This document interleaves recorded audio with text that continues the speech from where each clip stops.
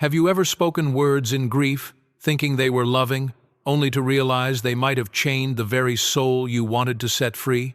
We rarely think about it, but there are phrases well-intentioned, tender even, that can weigh on the departed instead of lifting them. Imagine 6 simple mistakes, whispered at funerals, written in cards, or cried in the silence of night. 6 things that may delay mercy. And the last one? It's a phrase nearly every believer has spoken, even in church. Before we dive in, leave a quiet comment below. Lord, have mercy. Just 5 words. A prayer that might open heaven for someone still waiting. And if you haven't yet, subscribe to Christian Path Daily, where eternal truth meets the soul's deepest longing. It happened quietly. No thunder, no visions, no fiery signs. Street Fina was resting when she felt a presence. At her bedside, pale and silent, stood a soul, not demanding, not speaking, only gazing with sorrowful eyes. In her diary, entry 20, she wrote, "A soul came to me. It looked at me without a word." Fina knew at once it was a soul from Purgatory. That night, her life shifted. She understood. The departed do not need our assumptions, our empty comforts, or our despair. They need prayer, pure, selfless intercession. From then on, she weighed every word spoken about the dead with reverence, like handling something fragile yet eternal. So, what is the first mistake we so often make, even when our hearts are broken wide open? It is this: I can't live without him, or my life ended when she died. These are more than sentences. They are cries torn from the depths of grief, and yet Street Fina would gently warn us, when sorrow becomes despair, it can hold a soul back. In Diary 315, she recalled hearing these words in prayer: "Do not block the light. Let them go. Your sorrow binds them." This isn't about pretending we don't hurt. Grief is holy, tears are holy, but pain, if not surrendered to God, can become a weight not only on our hearts, but on theirs. Picture a soul in purgatory, yearning for God, longing for the pure fire of His love, rising slowly toward light. But our despair, when spoken as, "I'll never be whole again," or "My life ended when they left," can act like invisible chains. Not chains of sin, but chains of sorrow. Purgatory is mercy. A mercy that invites our cooperation. Sometimes the most merciful act is not clinging tighter, but loosening our grip. That doesn't mean forgetting. It means letting our faith speak louder than our grief.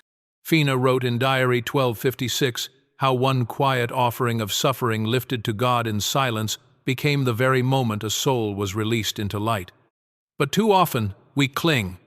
We whisper in the silence, "Stay here with me in the dark," while the soul itself is pleading, "Pray me into the light." Even our prayers can twist with grief. "God, bring them back to me," when the true prayer is, "God, bring them fully to you."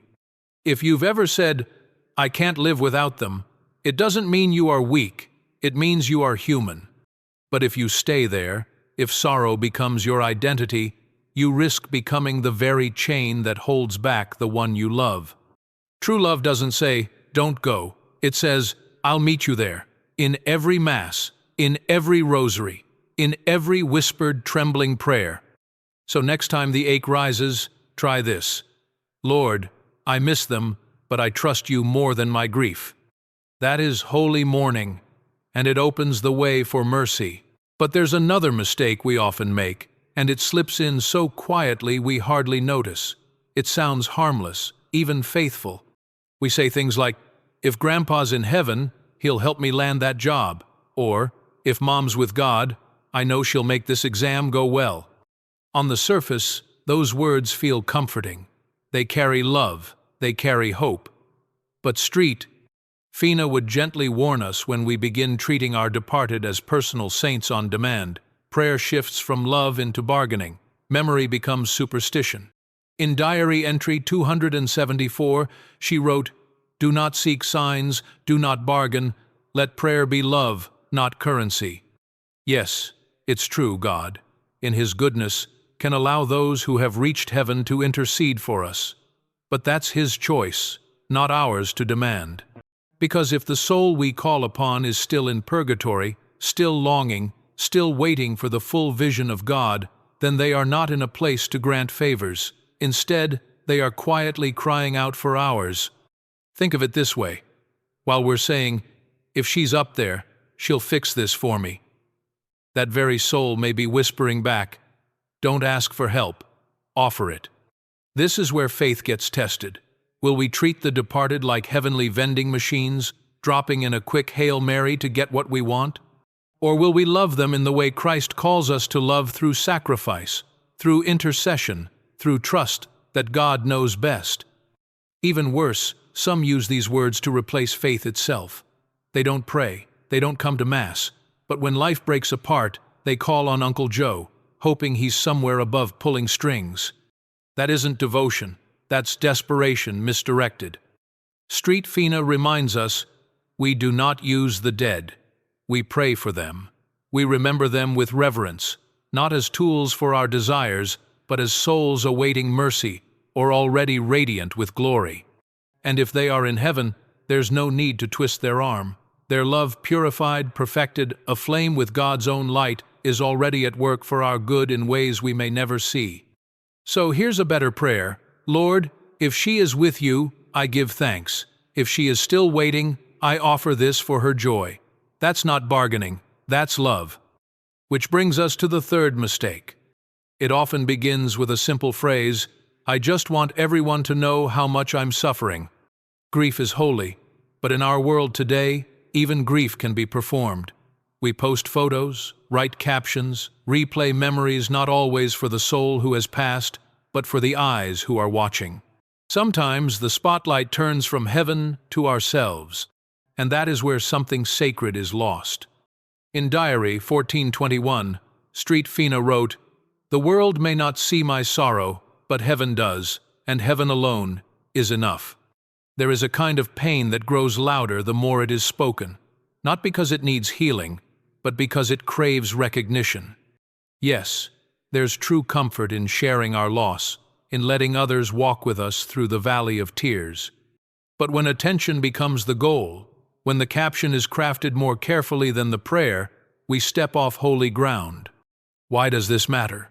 Because true mourning is not a performance, it is a prayer. And the prayers that shake heaven are often the quietest ones. A candle lit in secret, tears shed in the silence of a chapel, a whispered rosary in the stillness of night. The souls we love don't need a monument on Instagram. They need masses, they need rosaries, they need mercy.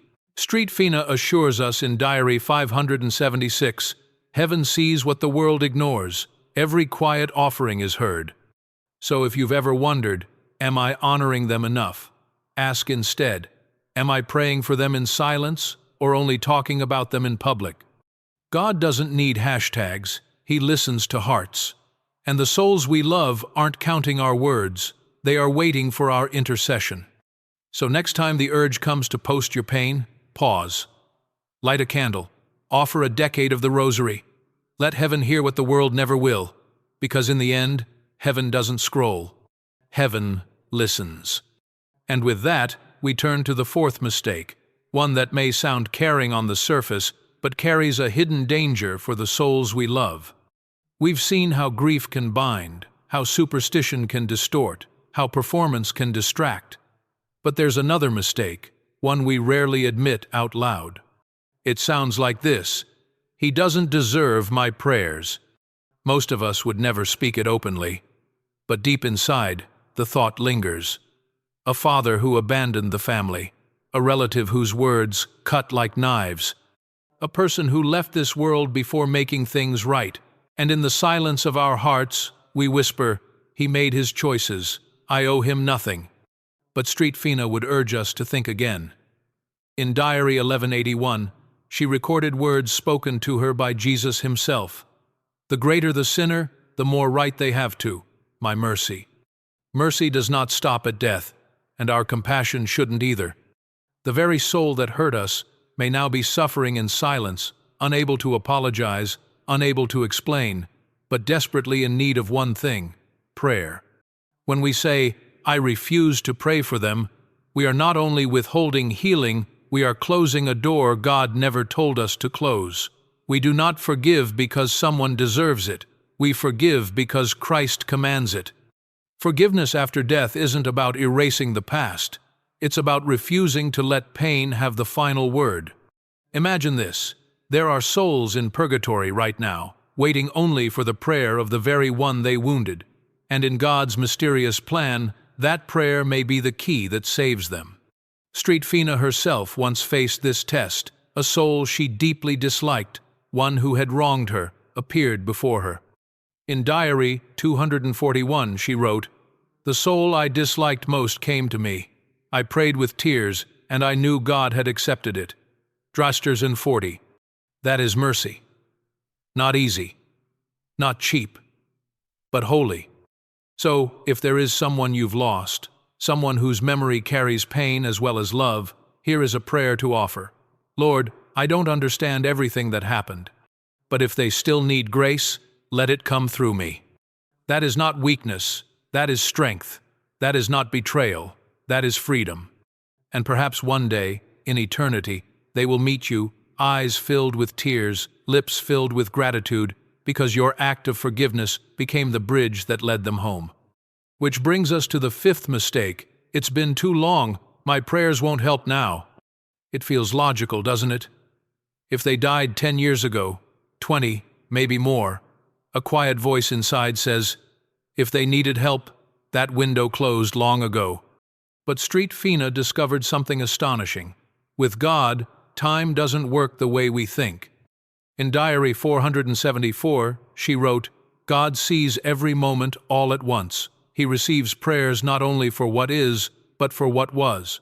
God 74, that means a prayer whispered today can be applied by God to the very moment of someone's death, even if it happened decades ago.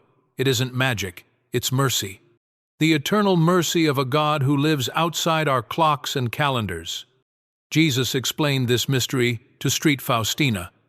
When a soul prays for the dying, I stand at their deathbed, not as judge, but as Savior. Diary 811. If he does this in real time, how much more can he do with a prayer offered now for a soul already gone?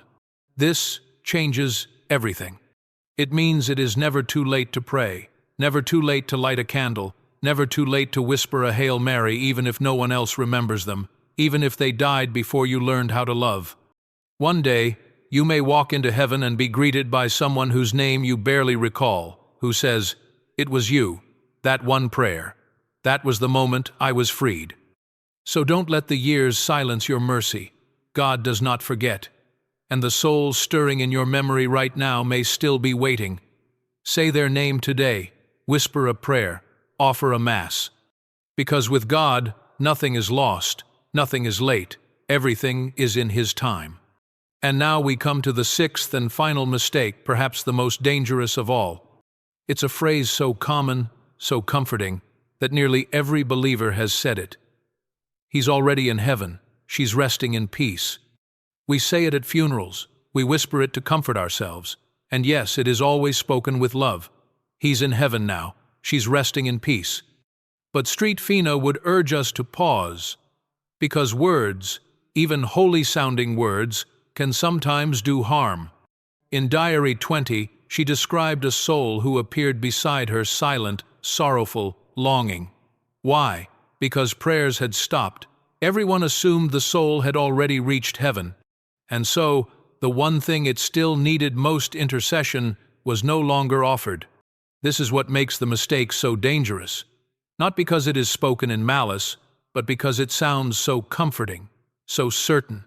Yet certainty can close a door. The moment we believe someone no longer needs help, we fall silent. And that silence can feel like a second death, delaying the joy they long for. Of course, we hope our loved ones are with God. Of course, we trust in His boundless mercy. But hope and trust are not the same as certainty. Purgatory is real. And if a soul is still passing through its refining fire, then our prayers are not wasted, they are essential. Faustina wrote in Diary 274, never stop praying for a soul just because you believe it no longer needs help. That is the mistake of many. True love does not assume. True love perseveres. It prays until heaven is sure. So, say this instead. Lord, if they are still on the way, let this prayer be a gift for their journey. That is faith. That is mercy. That is what every soul longs to hear. Because in eternity, there are no clocks, but there are voices, and every whispered intercession spoken in love still echoes, still heals, still reaches. The soul you thought was already there may be waiting still, longing for you to call their name one more time. Now you've heard them 6 small sentences, each spoken with love, yet each capable of delaying the peace a soul desires. Maybe you've said one, maybe you've said all 6, but now you know. And knowing changes everything. It gives you the chance to love beyond memory, to intercede beyond grief, to act beyond death. Because what souls need most is not our compliments, not our social posts, not our poetry. They need prayers. They need candles burning quietly in chapels. They need rosaries whispered when no one else sees. They need names carried to the altar long after the flowers have faded and the world has forgotten. Street Fina captured it in Diary 873. The greatest help to souls is the offering of the Holy Mass. Nothing else can compare. So today, right now, you can choose. Pray for the forgotten, forgive the undeserving, offer even the smallest sacrifice. Because your silence, when turned into prayer, may become the very sound that sets a soul free. If this message touched you, write a name in the comments below, the name of someone you're praying for. No need for stories, no need for explanations, just a name whispered into eternity. And if you'd like to journey deeper with us, subscribe to Christian Path Daily, where every reflection, every teaching, every prayer becomes a small light for the souls we love.